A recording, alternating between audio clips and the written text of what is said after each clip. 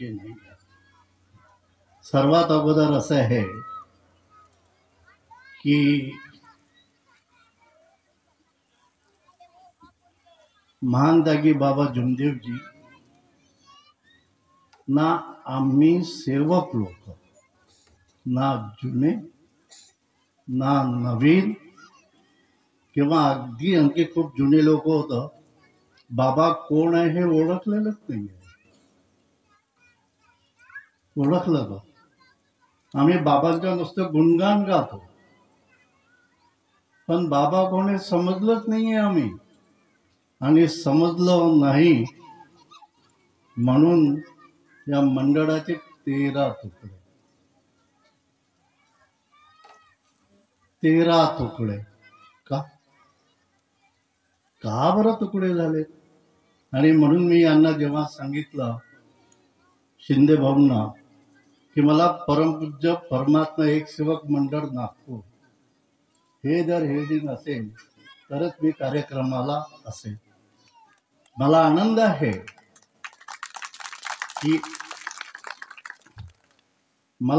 आहे की आज जेवढे गट तट पडली तुम्ही सगळी सेवक एका ठिकाणी आला. विशेषतः हा युवा वर्ग,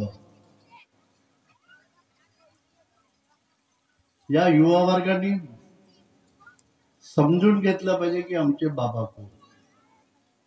आम्ही बाबांचे गुणगान गातो. आम्ही बाबांना आम्हाला हे सांगितलं आम्हाला ते सांगितलं आम्ही असं वागतो आम्ही तसं वागतो.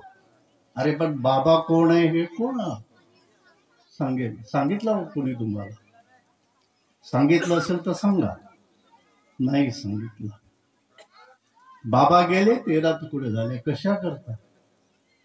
पैशा करता? इज्जती करता?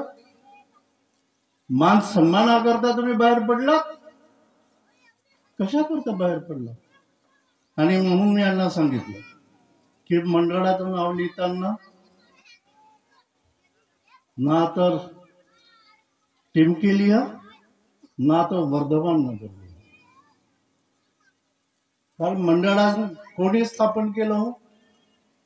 कोणी स्थापन केलं? बाबांनी केलं ना.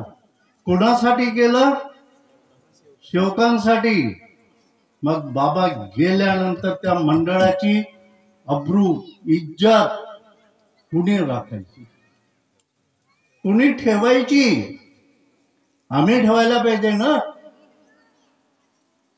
कशाला तुकडे केले? ठीक आहे मी मान्यही करेन एखाद्या वेळेस की जी लोक बाहेर गेली त्यांचा अपमान झाला असेल. मी मान्य करेन की त्यांना काही लोक वाईट शब्दात बोलले असतील. अरे सेवक बंधूंनो, आपण या मार्गामध्ये मरायला आलो आहे हे तर माहित आहे ना सर्वांना की नाही माहित आहे? मग मेलेला माणूस हे जे हा जो प्रकार जो चालला मान सन्मान इज्जत खुर्ची हे कशाला पाहिजे? हो ह्या सगळ्या गोष्टी आपल्याला सगळ्या सेवकांना आम्ही केलेल्या कर्तव्यातून. कोणी म्हणेल की हा खूप मोठा आहे, काय आवश्यकता नाही. मी म्हणेन की मी खूप मोठा आहे, मी पुस्तक लिहिलं आहे, मला सगळंच काही माहित आहे म्हणून मला काय तुम्ही काय त्या डोक्यावर बसवा. आपण सर्व सेवक जुना असो नवीन असो सगळे आपण एकच आहोत. कोणी मोठा नाही कोणी छोटा नाही. मी तुमच्यासारखा साधा सेवक आहे. मी मार्गदर्शक नाही.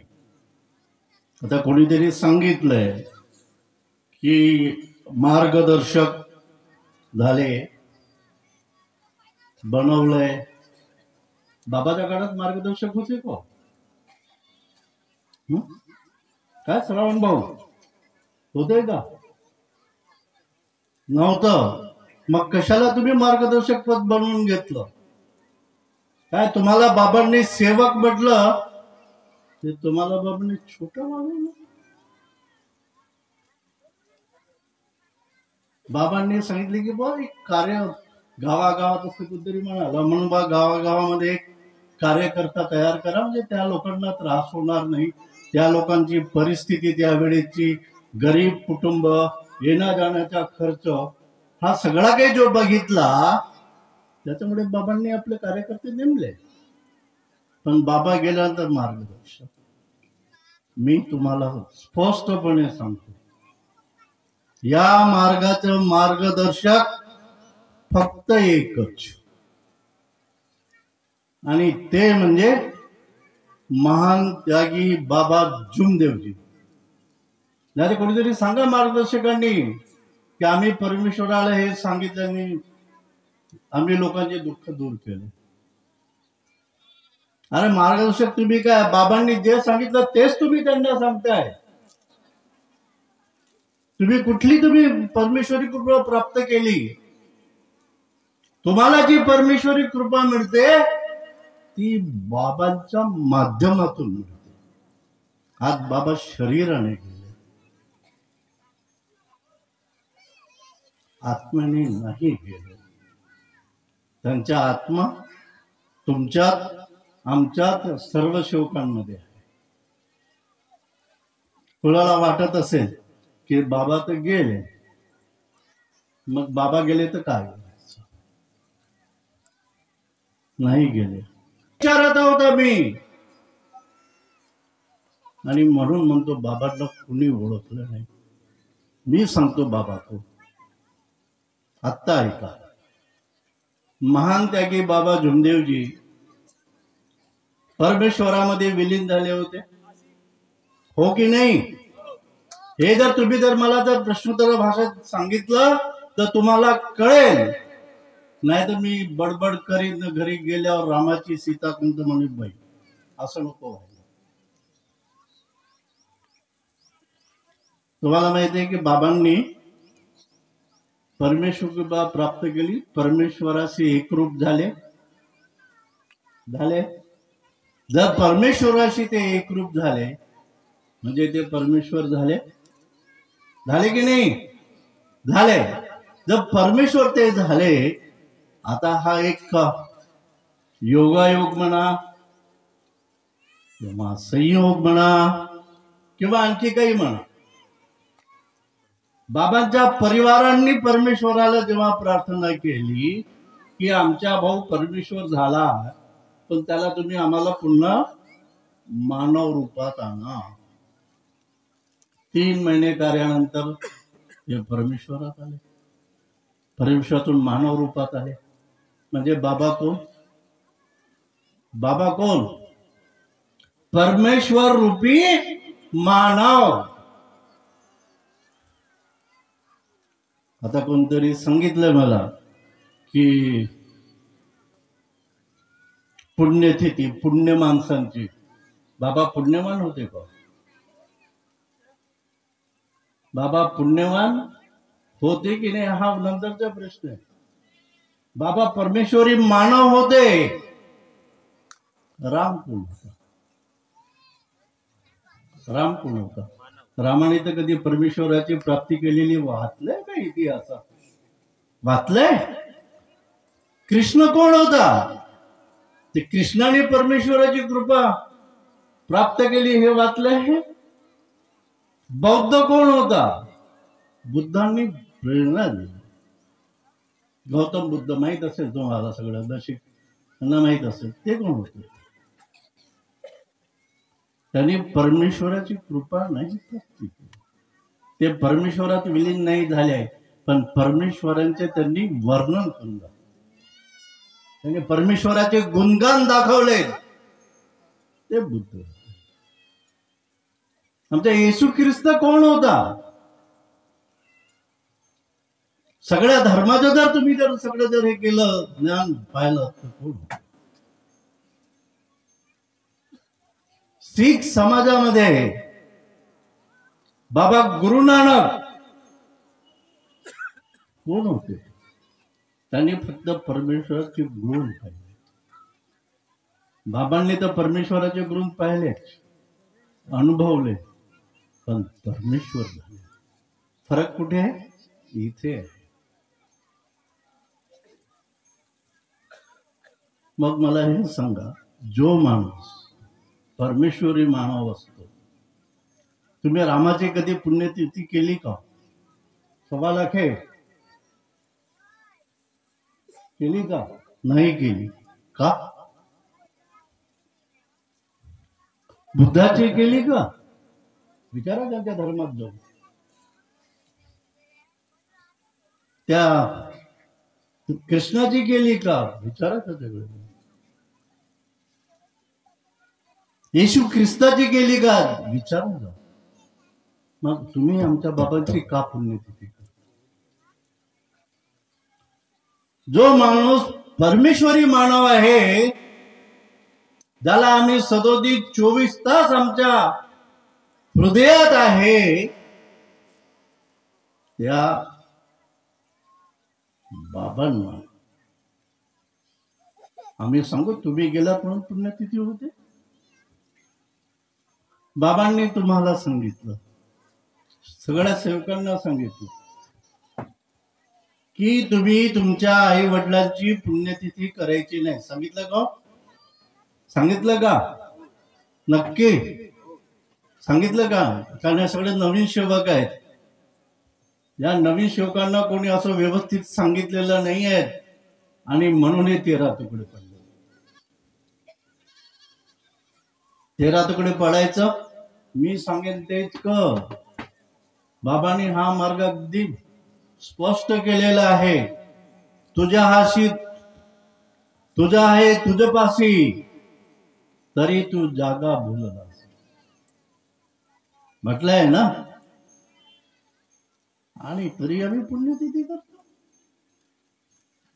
जर बाबांनी सांगितलंय की तुम्ही तुमच्या आई वडिलांची पुण्यतिथी करू नका, पण माझी पुण्यतिथी करा, सांगितलं का? 1.25 लाखाची. त्या तुमच्या कोण वडील काका कोण विचारत ना, मला माहित नाही. आता खूप दिवस झाले माझी त्यांची भेट नाही झाली, हयात नाही आहे. चला ठीक आहे. मला परवा एक पत्रिका मिळाली बहुउद्देशीय म्हणून. एक पत्रिका मिळाली कुठल्या तरी कार्यक्रमाची. मी वाचलं बहुउद्देशीय आणि सोडून ठेवून दिलं, कारण तिथे बराच जमा होता. बाबांचा उद्देश किती होते? बहुउद्देश होते या मार्गाचा. या मार्गाचा उद्देश फक्त एकच, बहुउद्देश नाही. आणि तो कोणता उद्देश? तो उद्देश आहे मानव मंदिर सजविणे. कुठला उद्देश आहे? मानव मंदिर सजविणे. आता मानवाचं मंदिर कुठे आहे? कुठे आहे का तुमच्या जवळ? नाहीये? आहे. मानवाचं मंदिर हे तुमच्या हृदयात आहे. आत्मा तुमच्या प्रत्येकाच्या हृदयात बसलेला आहे. आता तुम्ही मला खरंच आत्मा असतो का? आपल्या शरीरामध्ये आत्मा आहे. जोपर्यंत हा आत्मा आहे तोपर्यंत आम्ही जिवंत आहोत. ज्या दिवशी हा आत्मा आमच्या बाहेर जाईल, तुम्हाला एक उदाहरण सांगतो. माणूस मेल्यानंतर तुम्ही बघा, त्याचं तोंड थोडंसं उघड असतं. पाहिलं का? कधी मार्क केलाय का? कुणीतरी केलाय का? असतंय ना. मग त्याच्यातून तो आत्मा बाहेर पडून जातो. आणि तुमचं असतं ते मातीने बनलेलं शरीर, हाडा मासाने बनलेलं शरीर, ज्याला काही किंमत नाही.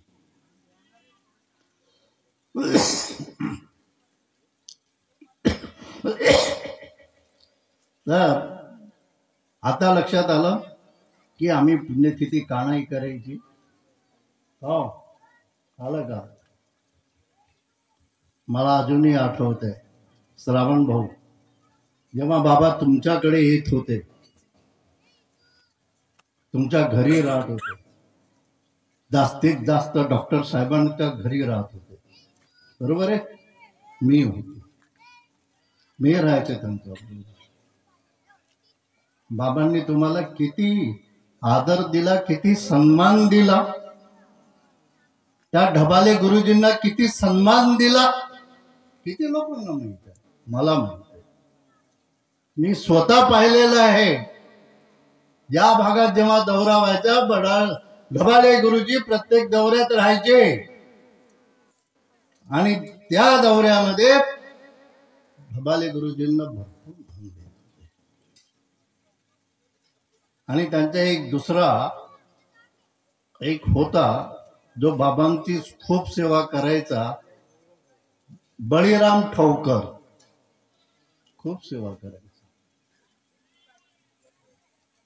खूप.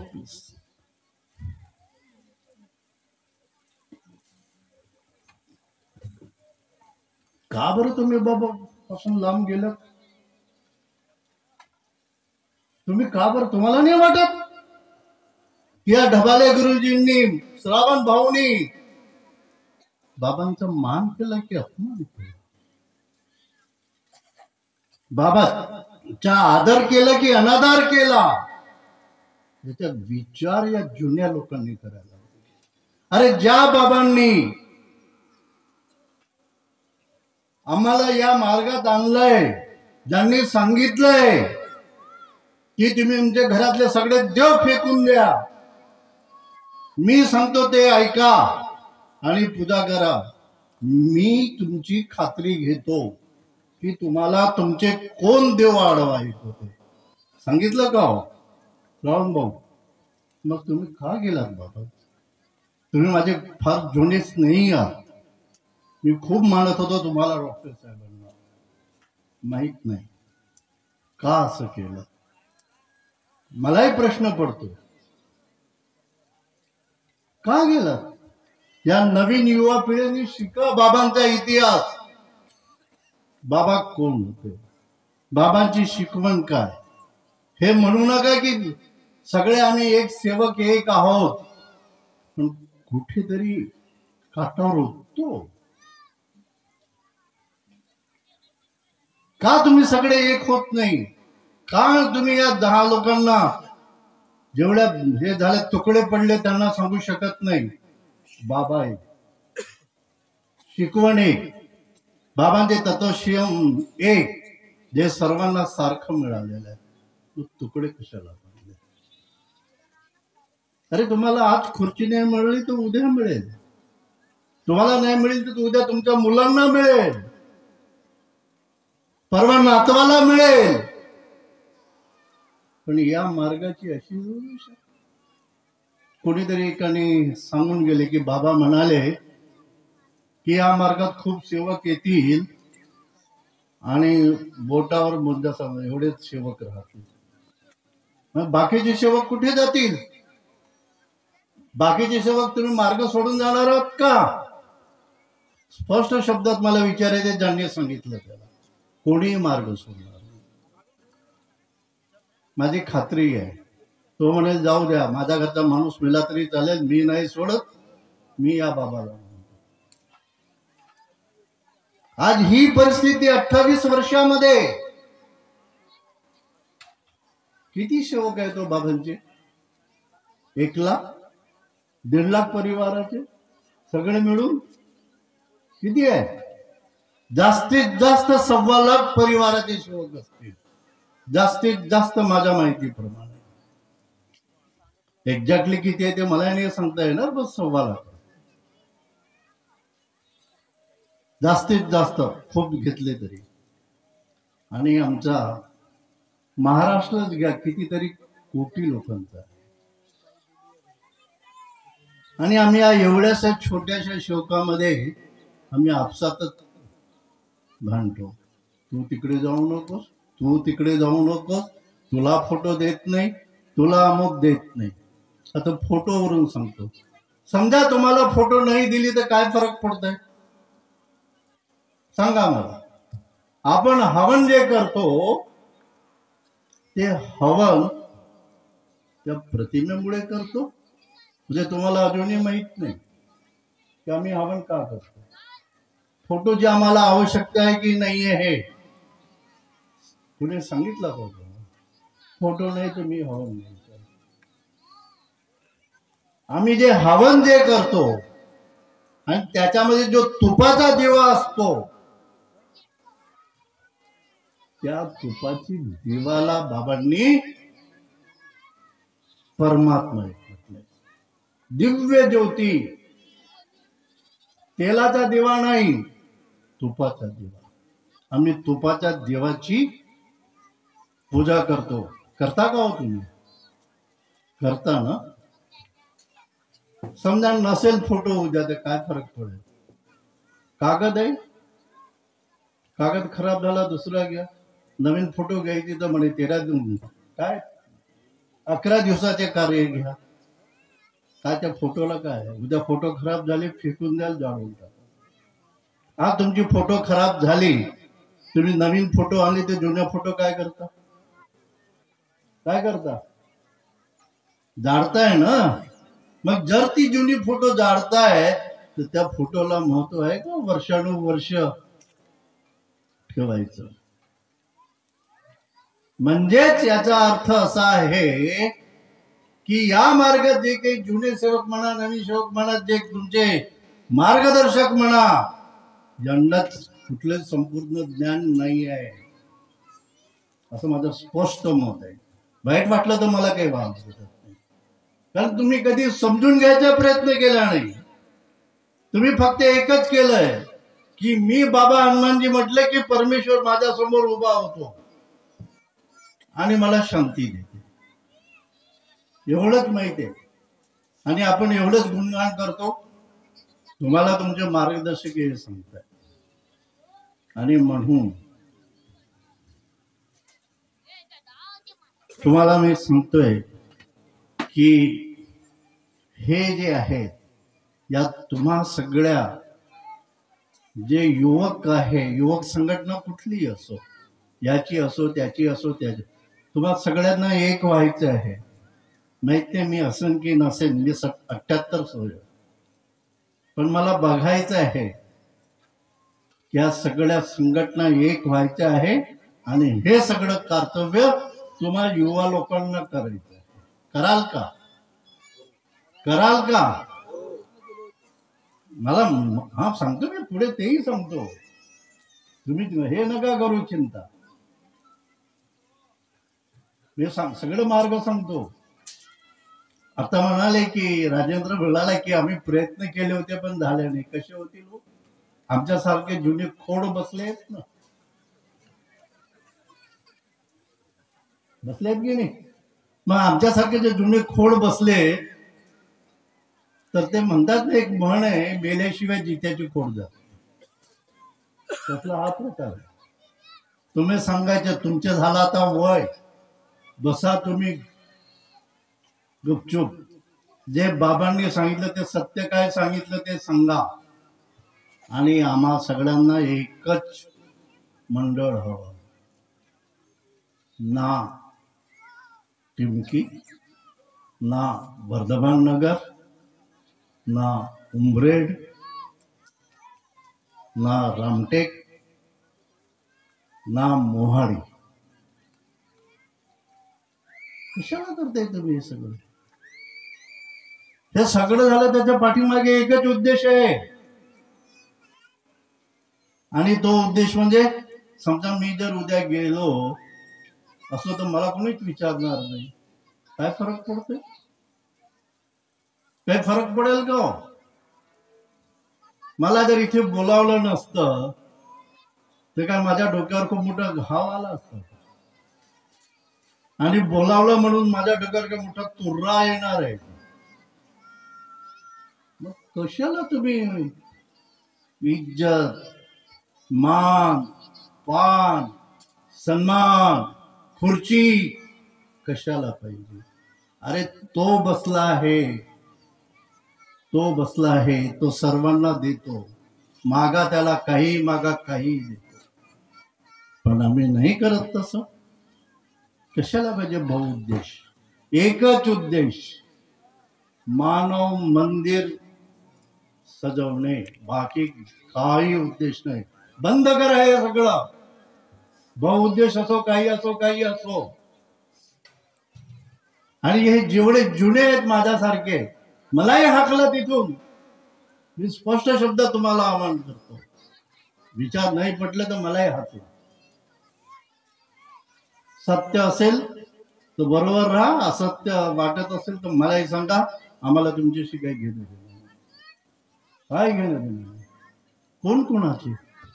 आपण सगळे एका ठिकाणी आलो, कोणी कुणाचे नातेवाईक आहे का होईल, पण आपण सगळे सेवक एक झालो.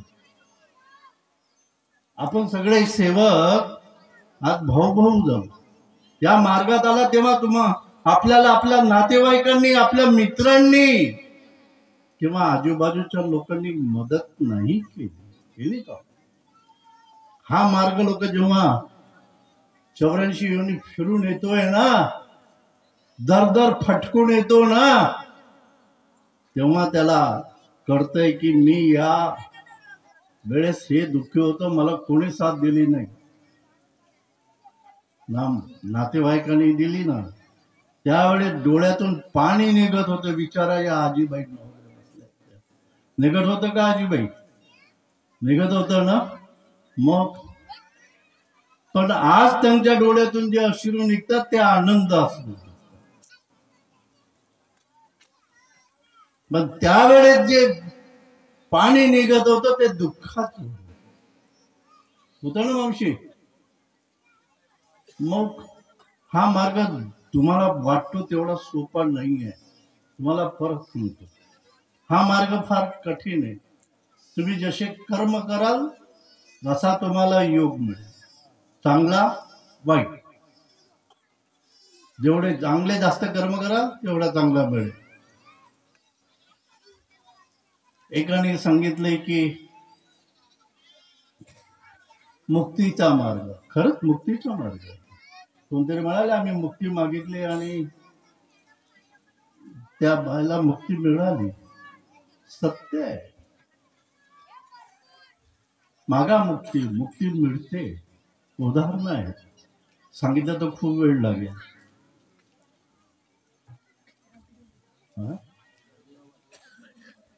हा ते आहे, बरेच उदाहरणं आहेत. दुसऱ्याने सांगितलंय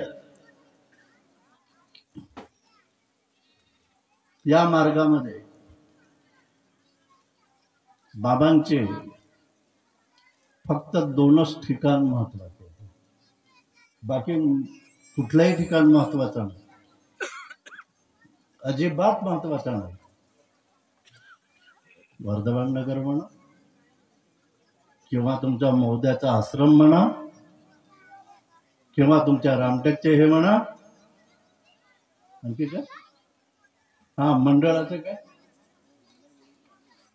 हा जिथे बाबांनी परमेश्वर प्राप्त केली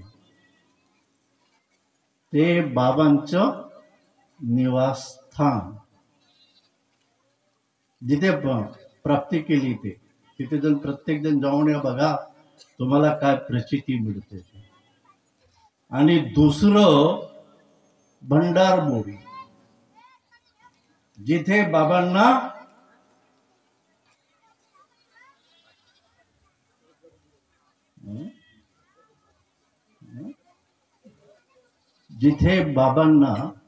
जागृती मिळाली. काय मिळाली? जागृती. ते स्थान, पण ते भंडारबोडीचं स्थान तसंच ठेवलंय. आणि आमच्या बाकीच्या माहित नाही मंडळांनी किती केलंय ते. लोक 100 एकर जागा, 50 एकर जागा, 10 एकर जागा काय असेल ते घेत आहेत आपापल्या संस्थेप्रमाणे. काही अर्थ नाही त्याला, माझ्या मते तरी नाही. तुमच्या मध्ये असेल तर मला काही म्हणायचं नाही. ही 2च आहेत. कोणतरी म्हणाले की बाबा पुण्य माणूस आहे. मी सांगितलं बाबा परमेश्वरी म्हणून पुण्यतिथी. बाबांना सांगितलं तुम्हाला पुण्यतिथी तुम्ही तुमच्या आई वडिलांची करा, माझी करा म्हणून सांगितलं का? मग कशाला करता? जर त्यांनी सांगितलं नाही तर कशाला करता? दुसरं एक कोणतरी प्रश्न काढला होता की षष्टी कोण म्हणाल? बडवाईक काकाजी. षष्टी काय आहे हो?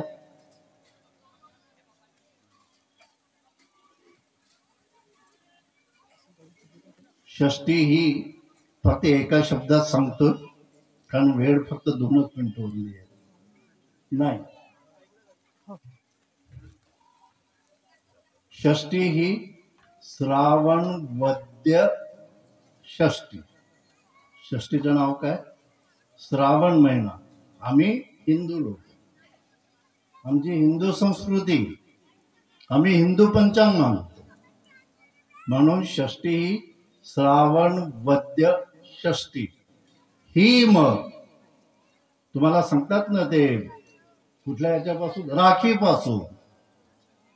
राखी पौर्णिमेपासून 6 दिवस. चुकीचं आहे. त्याचा पण एक फार मोठा इतिहास आहे. माझ्याकडे वेळ नाही आहे आणि मला जे बंधन आहे वेळेचं, मी त्याच्यापेक्षा 1 मिनिट पण पुढे जाणार नाही.